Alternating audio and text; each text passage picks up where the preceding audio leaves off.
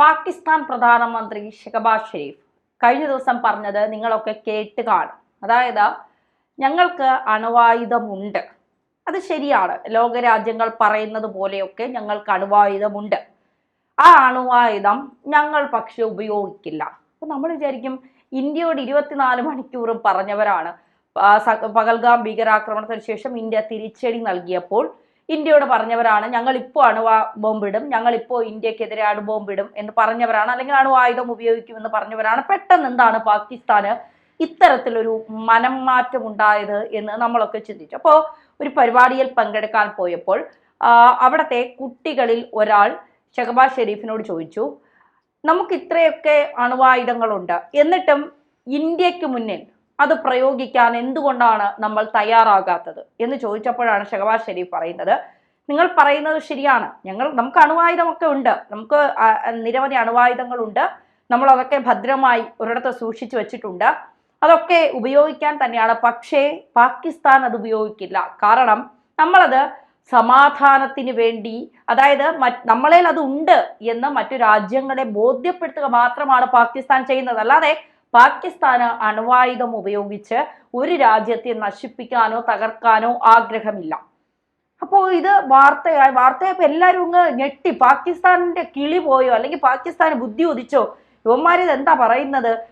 അണുവായുധം ഇതുവരെ പൊട്ടിക്കുമെന്ന് പറഞ്ഞവന്മാര് ഇപ്പൊ പറയുന്നു ഞങ്ങളത് സമാധാനത്തിന് വേണ്ടിയാണ്, നമ്മുടെ കയ്യിൽ അതുണ്ട് എന്ന് അറിയിക്കാൻ വേണ്ടിയാണ്, അല്ലാതെ ഞങ്ങള് അത് പൊട്ടിക്കാനൊന്നുമല്ല വച്ചേക്കുന്നത് എന്നൊക്കെ പറയുമ്പോൾ നമ്മളൊക്കെ അതിശയിച്ചു. ഷഹബാസ് ഷെരീഫിന് എന്തോ പ്രശ്നം പറ്റിയിട്ടുണ്ട്, അതാണ് അദ്ദേഹം ഇങ്ങനെയൊക്കെ പറയുന്നത് എന്ന്. അപ്പോൾ നമുക്കറിയാം, പഹൽഗാം ഭീകരാക്രമണത്തിന് ശേഷം ഇന്ത്യ നൽകിയ തിരിച്ചടിയിൽ നമ്മുടെ തദ്ദേശീയ മിസൈലായ നമ്മുടെ ബ്രഹ്മോസ് മിസൈലിന് വേണ്ടി ഇപ്പോൾ ലോകരാജ്യങ്ങൾ കടിപിടി കൂടിക്കൊണ്ടിരിക്കുന്ന സമയമാണ്. അതായത് 18 രാജ്യങ്ങളാണ് നമ്മുടെ ബ്രഹ്മോസ് മിസൈലിനായിട്ട് നമുക്ക് ഓർഡർ തന്നിരിക്കുന്നത്. അപ്പോൾ ഈ 18 രാജ്യങ്ങൾക്ക് നമ്മുടെ ബ്രഹ്മോസ് മിസൈലിന്റെ ക്വാളിറ്റിയും സാങ്കേതിക വിദ്യകളും കൃത്യമായി അത് ലക്ഷ്യസ്ഥാനത്ത് എത്തുന്നതും ഒക്കെ അറിയാം. അതുകൊണ്ടാണ് അവർ നമ്മളോട് ഞങ്ങൾക്കൊക്കെ നിങ്ങളുടെ ബ്രഹ്മോസ് മിസൈൽ വേണം, അത് ഇന്ത്യ തദ്ദേശീയമായി നിർമ്മിച്ചതാണ്, മറ്റു രാജ്യങ്ങളിൽ നിന്ന് വാങ്ങിയത് പോലുമല്ല, അപ്പോൾ ആ മിസൈൽ വേണമെന്ന് പറയുന്നത്. അപ്പോൾ ഈ ഇന്ത്യയുടെ പ്രതിരോധ മേഖലയുടെ വളർച്ചയൊക്കെ നമുക്കറിയാമല്ലോ. അത് നമ്മൾ നിരന്തരം കേൾക്കുന്നതും പറയുന്നതുമാണ്. പ്രതിരോധ ശക്തിയിൽ ഇന്ത്യ വളർന്നുകൊണ്ടിരിക്കുകയാണ്, 4ാം സ്ഥാനത്ത് എത്തി ഇന്ത്യ. അപ്പൊ അതൊക്കെ ഇതിന്റെ ഒരു ഭാഗം കൂടിയാണ്.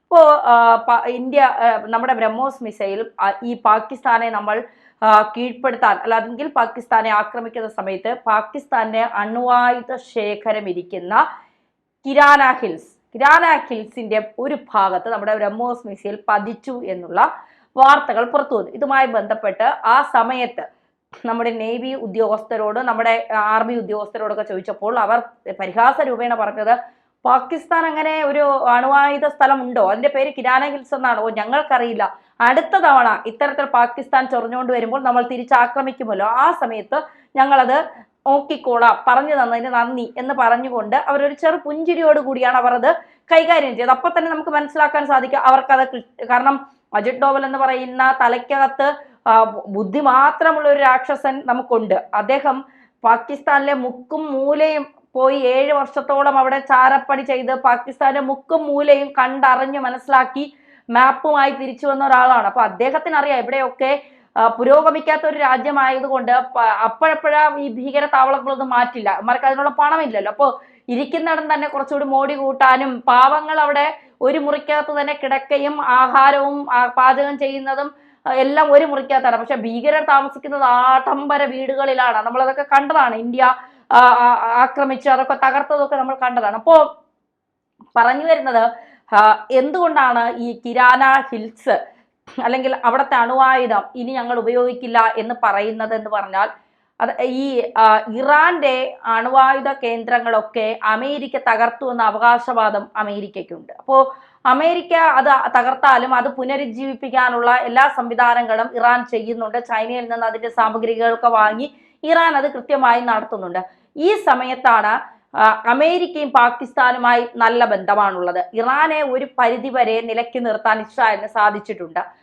ഇറാൻ ഇനി വലിയ രീതിയിലുള്ള ഒച്ചപ്പാട് ബഹളമൊന്നും ഉണ്ടാക്കില്ല. അങ്ങനെ ഉണ്ടാക്കിയാലും ഇറാനെ നിലയ്ക്ക് നിർത്താൻ ഇസ്രായേലിന് അറിയാം. അപ്പോ ഇറാൻ കഴിഞ്ഞാൽ പിന്നെ ഇസ്രായേലിന് തലവേദനയാകുന്ന ഒരു രാജ്യമാണ് പാകിസ്ഥാൻ. ഇന്ത്യക്ക് പാകിസ്ഥാൻ തലവേദന പോലെ തന്നെയാണ് ഇസ്രായേലിനും ഈ പാകിസ്ഥാൻ തലവേദനയായി മാറും എന്നുള്ള കാര്യത്തിൽ സംശയം വേണ്ട. അപ്പോൾ പാകിസ്ഥാൻ അത്തരത്തിലൊരു തലവേദനയാകാൻ പോകുന്നു എന്ന് നന്നായി ഇസ്രായേലിനറിയാം. അപ്പൊ ഇസ്രായേൽ കൃത്യമായ നിലപാടെടുത്തു. ഞങ്ങളോട് കളിക്കാൻ വന്നാൽ ഞങ്ങൾ അണുബോംബിട്ട് എല്ലാത്തിനെയും തീർത്ത്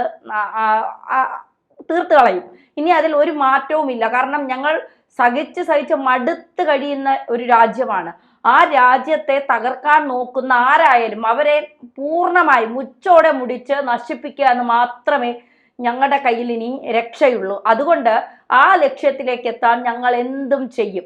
അത് പാകിസ്ഥാൻ ആണെങ്കിൽ പോലും പിന്നെ പാകിസ്ഥാനെ ബാക്കി വെക്കാൻ ഞങ്ങൾ നിൽക്കില്ല എന്നൊരു പറയാതെ പറയുക, അതായത് പ്രത്യക്ഷത്തിലല്ല പരോക്ഷമായി പാകിസ്ഥാനിന് കൊള്ളുന്ന രീതിയിൽ ഇസ്രായേൽ ഒരു പ്രസ്താവന നടത്തി.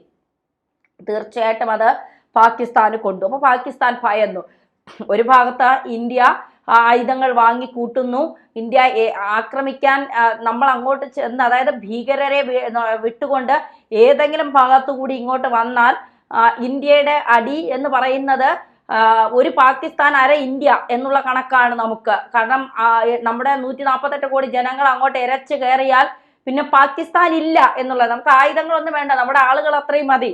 അതായത് ഇന്ത്യയെ സ്നേഹിക്കുന്ന ആളുകൾ മാത്രം മതി. പാകിസ്ഥാനിലോട്ട് ഇരച്ചു കയറിയാൽ പാകിസ്ഥാൻ പിന്നെ ഉണ്ടാകില്ല.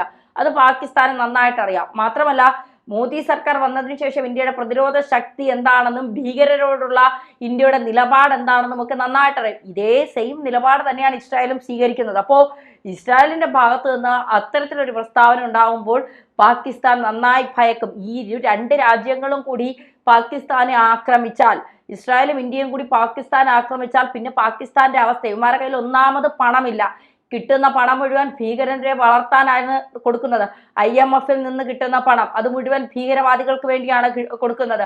അമേരിക്ക ആയുധങ്ങൾ വാങ്ങാൻ കൊടുക്കുന്ന പണം മുഴുവൻ ചിലവാക്കുന്നത് ഭീകരർക്ക് വേണ്ടിയാണ്. എന്നിട്ട് ചൈനയിൽ നിന്ന് പൊട്ടാസ് വാങ്ങിച്ച് പൊട്ടിക്കലാണ് ഇവന്മാരുടെ ജോലി എന്ന് പറയുന്നത്. അപ്പൊ അത്രത്തോളം സാമ്പത്തികമായി ഒരു തരത്തിലും മുന്നേറാത്ത ഒരു രാജ്യമാണ് പാകിസ്ഥാൻ എന്ന് പറയുന്നത്. ആ പാകിസ്ഥാനെ ഇസ്രായേൽ ആക്രമിച്ചാൽ, പാകിസ്ഥാന്റെ കിരാന ഹിൽസ് മുഴുവൻ ഇസ്രായേൽ തകർത്താൽ പിന്നെ പാകിസ്ഥാൻ എന്ന് പറയുന്ന രാജ്യമില്ല. അവിടെയാണ് ഷഹബാസ് ഷെരീഫ് ഒരു ബുദ്ധി ഉപയോഗിച്ചത്. അതായത് ഞങ്ങൾക്ക് ആരെയും ആക്രമിക്കാനല്ല ഞങ്ങൾ അണുവായുധം ഉണ്ടാക്കി വച്ചിരിക്കുന്നത്, ഞങ്ങളുടെ സ്വയം രക്ഷയ്ക്കാണ്. ആ സ്വയം രക്ഷ, സമാധാനം പുലർത്തുക എന്നുള്ളത് മാത്രമാണ് ഞങ്ങളുടെ ലക്ഷ്യം. അല്ലാതെ ഒരു രാജ്യങ്ങളെ ആക്രമിച്ച് കീഴ്പ്പെടുത്തിക്കൊണ്ട് അവരുടെ സ്വസ്ഥതയും സമാധാനവും കളയാൻ ഞങ്ങൾ തയ്യാറല്ല. എന്ന് ആലോചിച്ച് നോക്കൂ. ഒരാൾക്ക് പെട്ടെന്ന് വന്ന ഒരു മാറ്റം എന്ന് പറയുന്നത് സ്വന്തം രാജ്യത്തെ രക്ഷിക്കുക എന്നതിനപ്പുറം അവനവന്റെ ജീവൻ രക്ഷിക്കുക എന്നത് കൂടിയുണ്ട് അതിൽ. അപ്പൊ അതുകൊണ്ട് ഞങ്ങൾ ആരെയും ആക്രമിക്കാൻ പോകുന്നില്ല. ഞങ്ങളുടെ അണുവായുധം ഞങ്ങൾ വെറുതെ അവിടെ വച്ചിട്ടുണ്ട് എന്നേ ഉള്ളൂ. അത് കണ്ടിട്ട് നിങ്ങൾ ആർക്കും ഒരു പ്രശ്നവും ഉണ്ടാകണ്ട. ഞങ്ങൾ ആരും അണുവായുധം ഉപയോഗിക്കാൻ പോകുന്നില്ല. ഈ ട്രംപ് 2 തവണ അധികാരത്തിൽ വന്നപ്പോൾ ചിലരൊക്കെ തമാശയ്ക്ക് പറയുന്നത് കേട്ടിട്ടുണ്ട്, ഉത്തര കൊറിയ അണുവായുധം അമേരിക്കയുടെ നേർക്ക് നീക്കി വെച്ചിട്ടുണ്ട്, എപ്പോൾ വേണമെങ്കിലും ഇട്ട് തകർക്കാൻ വേണ്ടി. ഉത്തര കൊറിയ അതൊക്കെ ചെയ്യും. കാരണം കിം ജോങ് ഉൻ എന്ന് പറയുന്ന ഒരു ഭരണാധികാരി എന്ത് കാണിക്കും, എപ്പോൾ എങ്ങനെ കാണിക്കുമെന്നൊന്നും ആർക്കും അറിയില്ല. ഒരിക്കൽ തലയ്ക്കകത്ത് ആൾ താമസമുള്ള ആളെപ്പോലെ അയാൾ പ്രവർത്തിക്കും, മറ്റൊരിക്കൽ കിളിപോയ ആളെപ്പോലെ പ്രവർത്തിക്കും, പിന്നെ ബുദ്ധിയില്ലാത്ത പൊട്ടനെ പോലെ പ്രവർത്തിക്കും. അപ്പൊ ഇതെന്താണ് അയാളെന്ന് ഇതുവരെ ആർക്കും മനസ്സിലാകാൻ കഴിഞ്ഞിട്ടില്ല. അതുകൊണ്ട് ഈ അണുവായുധമുണ്ട് എന്ന് അമേരിക്ക പാകിസ്ഥാൻ പേടിപ്പിച്ചത് മുഴുവൻ പിന്നെ ഇപ്പൊ ഇടുന്ന് പേടിപ്പിച്ച ഇന്ത്യ പേടിച്ചില്ല. നീ ഒന്ന് ഇട്ട് കാണിക്കുക, എന്നിട്ട് നമുക്ക് ബാക്കി പറയാം എന്നായിരുന്നു ഇന്ത്യയുടെ നിലപാട്. ഇപ്പൊ ഇസ്രായേലും അതേ നിലപാടെടുത്തപ്പോൾ പറയുകയാണ്, ഞങ്ങൾക്ക് ആരെയും തോൽപ്പിക്കണമെന്നില്ല, എങ്ങനെയെങ്കിലും കഞ്ഞു കുടിച്ചൊന്ന് ജീവിച്ചു പോകണം, അതുകൊണ്ട് ആരും ഞങ്ങളെ ബുദ്ധിമുട്ടിക്കരുത്, ഞങ്ങൾ ആരോടും ഒന്നിനും വരുന്നില്ല എന്നുള്ളത്. ഇത് ഇന്ത്യ നേരത്തെ പറഞ്ഞതായിരുന്നു, ഇപ്പോൾ ഇസ്രായേലും കൂടി പറയുന്നു എന്ന് മാത്രം. അതായത് പാകിസ്ഥാൻ ഭീകരവാദത്തെ എറിഞ്ഞ് കളിച്ചാൽ ഇന്ത്യയും ഇസ്രായേലും ഒരുമിച്ചായിരിക്കും പാകിസ്ഥാന്റെ നേർക്ക് തിരിയാൻ പോകുന്നത്.